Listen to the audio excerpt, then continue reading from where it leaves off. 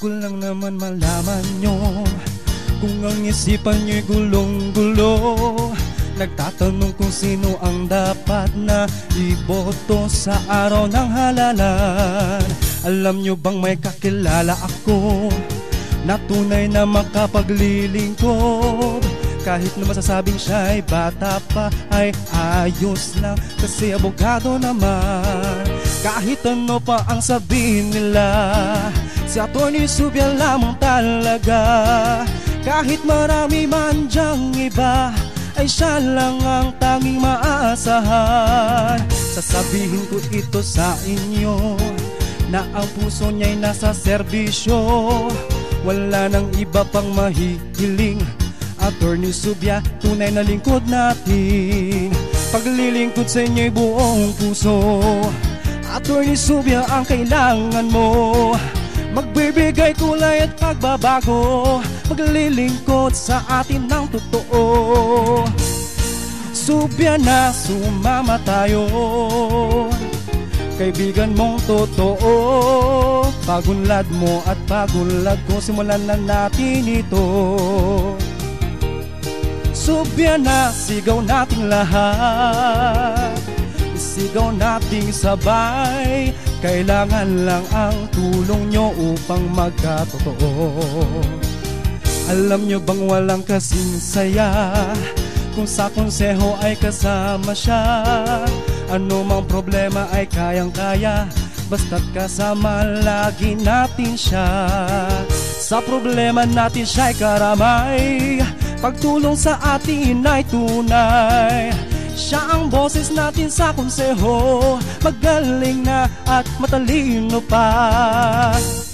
Zubia na, sumama tayo. Kaibigan mong totoo.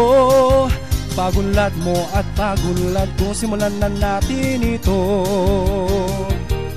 Zubia na, sigaw nating lahat. Sigaw natin sabay. Kailangan lang ang tulong nyo upang magkatotoo. Atty. Eric Zubia, ang abogado natin sa konseho. Bagong dugo, bagong serbisyo, tungo sa magandang pagbabago. Zubia para sangguniang bayan. Paglilingkod sa inyo'y buong puso. Atty. Zubia ang kailangan mo. Magbibigay kulay at pagbabago. Maglilingkod sa atin ng totoo. Zubia na, sumama tayo. Kaibigan mong totoo. Pagunlad mo at pagunlad ko, simulan na natin ito. Zubia na, sigaw nating lahat. Sigaw nating sabay. Kailangan lang ang tulong nyo upang magkatotoo. Zubia na, sumama tayo. Kaibigan mong totoo. Pagunlad mo at pagunlad ko, simulan na natin ito. Zubia na, sigaw nating lahat. Sigaw nating sabay.